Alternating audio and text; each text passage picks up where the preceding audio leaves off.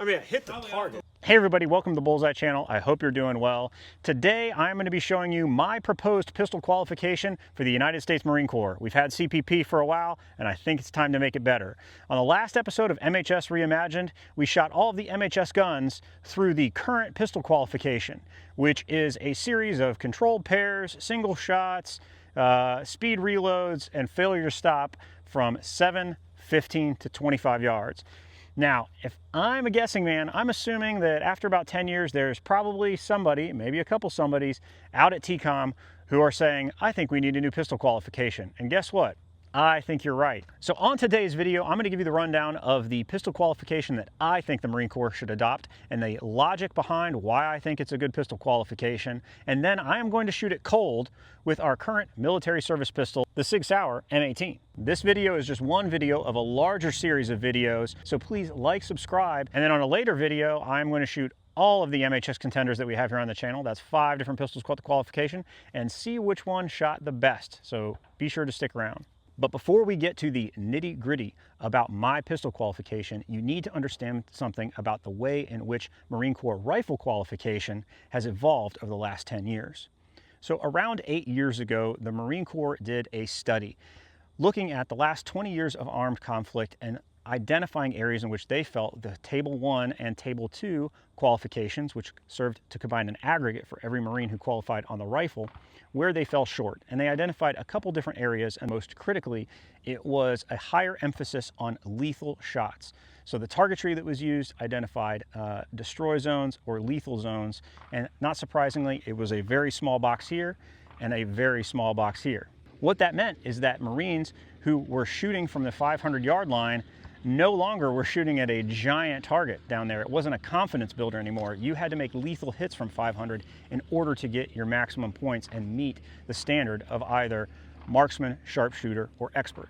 In addition to that, they also evolved the Table 2, and the Table 2 then became a short bay, which was shot at 25 yards and in, and you would conduct drills, headshots, failure to stop, and then a box drill, which is just 2 failure stops merged together. So then as we look to innovate from the combat pistol program, which you've already seen me shoot on the channel, the question became, well, what standard can we use to evaluate and develop a qualification that shores up our deficiencies for close engagements? To me, if the Marine Corps has already done an assessment on what is required in order to qualify and shoot from a short bay, so 25 yards and in for a close engagement, and they expect Marines to qualify and demonstrate that they not only can fight, but they can win within that distance, then it makes no sense to develop a pistol qualification along those same distances that deviate from the standard. Gone should be the days of shooting from 7 and 15 yards. Engagements should be tested and evaluated in order to make lethal hits from 25 yards and then moving from 25 to 15. And so in that sense, the short bay portion of the annual rifle qualification serves as the basis for the pistol qualification that I am going to lovingly refer to as the annual pistol qualification, or APQ. If we're using GWAT naming conventions, I would call it the ICPP, the Improved Combat Pistol Program, but I think APQ is just more consistent. If I'm expected to fight and win with a rifle at 25 yards, I should be able to fight and win with my pistol. Logic here is pretty straightforward. Combat informs the requirement informs the training, and the training informs the qualification. And the qualification standard is used to validate our training. Now, let's get into the nitty-gritty about my annual pistol qualification. Meet this guy. I'm just gonna call him Earl, but in likelihood, that's probably just some dude that worked at Weapons Training Battalion. If you're that guy, post in the comments.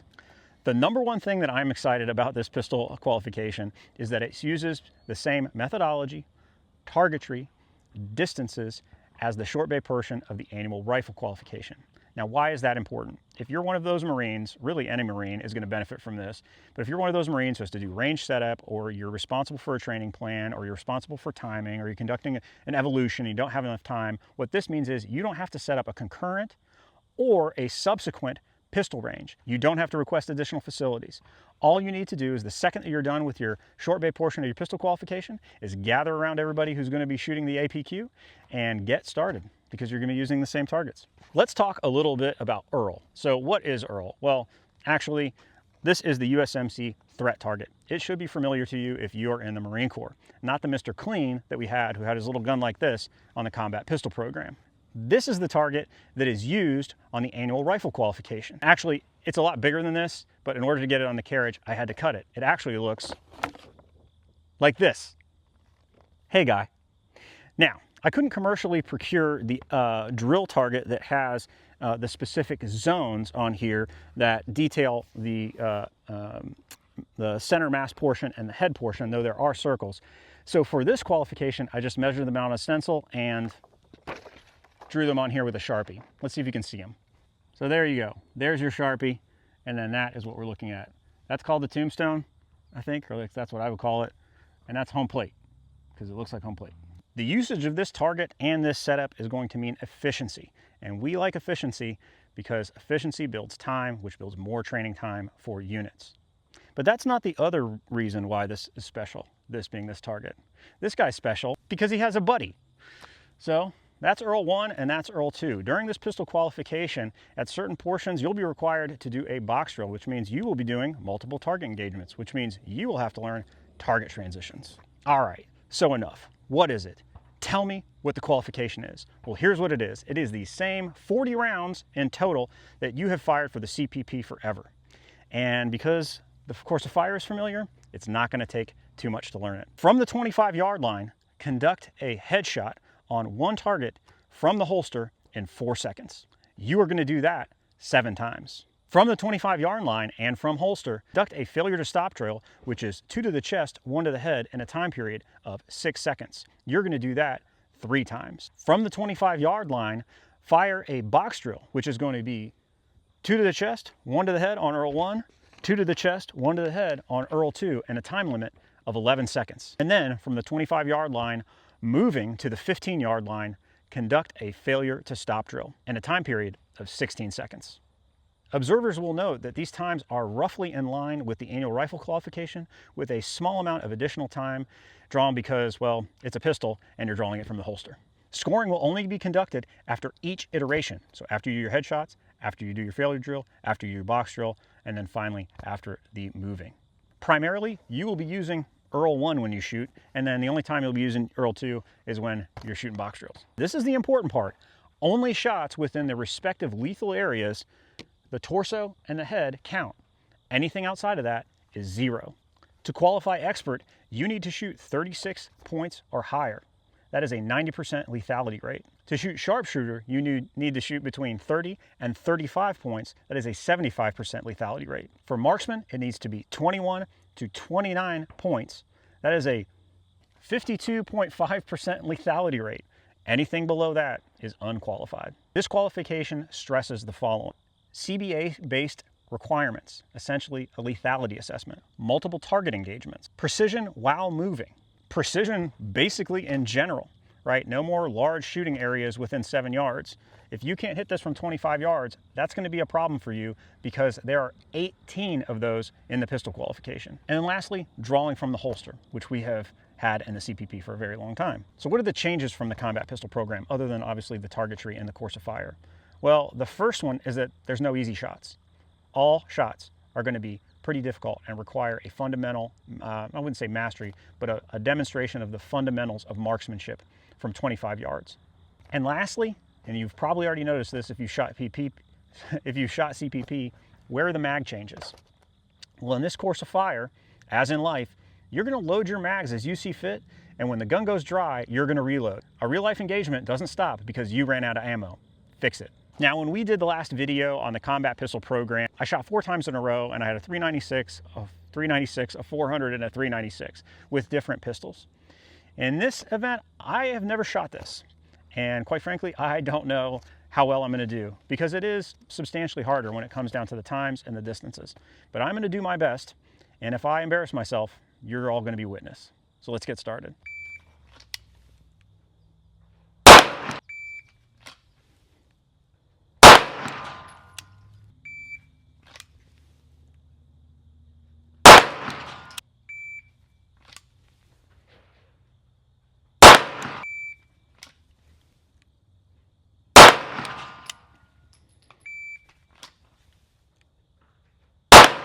All right, let's check it out. I might not Qual. I might go Unk. There you go. I gotta shoot better. All right, 1, 2, 3, 4, 5, 6, 7. So we got 3 in. I don't know, that kind of looked like it was out. So obviously I'm gonna want to aim a little bit higher. Group was pretty good, but obviously left, right, not looking so good.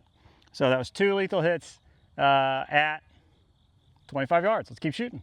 So you look at the time for most of those shots, I was getting them off under 3 seconds. So I had a full second and then some to do shots. So if I was shooting it again, if I was qualling on this for real, I would want to pay really attention to make sure that my shots were very deliberate and that I took the time that was allotted to me in order to get the hit. Definitely could have dressed it up a little bit better. All right, the next is going to be failure to stop. So drawing from the holster, 2 to the chest, 1 to the head, in a time period of 6 seconds.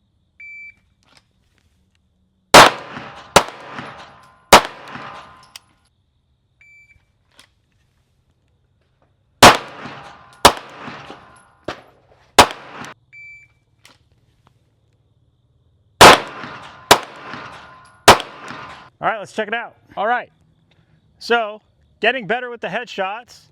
We had all 3 of those in, so that's 3 points. And then I only had 2 out here for the torso. So it should be 6. 1, 2, 3, 4, 5, 6. So there we go. That's 1, 2, 3, 4, 5, 6 points.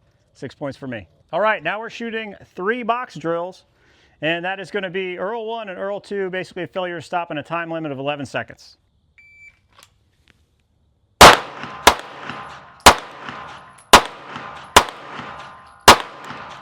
So I shot that one in 6.7 seconds. I don't recommend that. So I'm going to try and slow it down.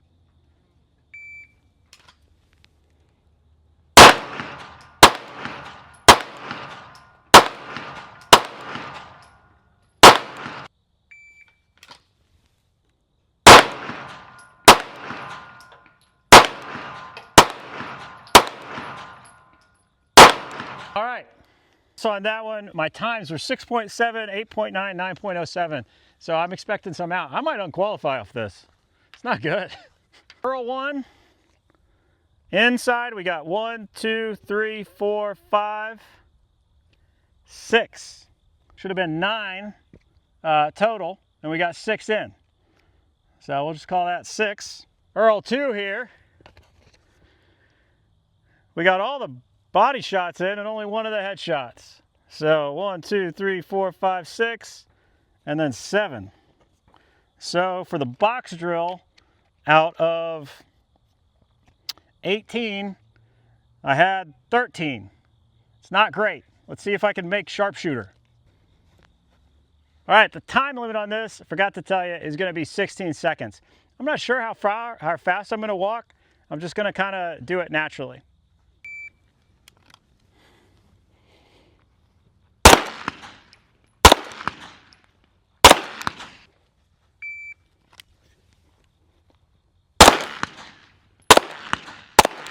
One, 2, 3, 4, 5, 6. So they're all on target, but only lethal counts.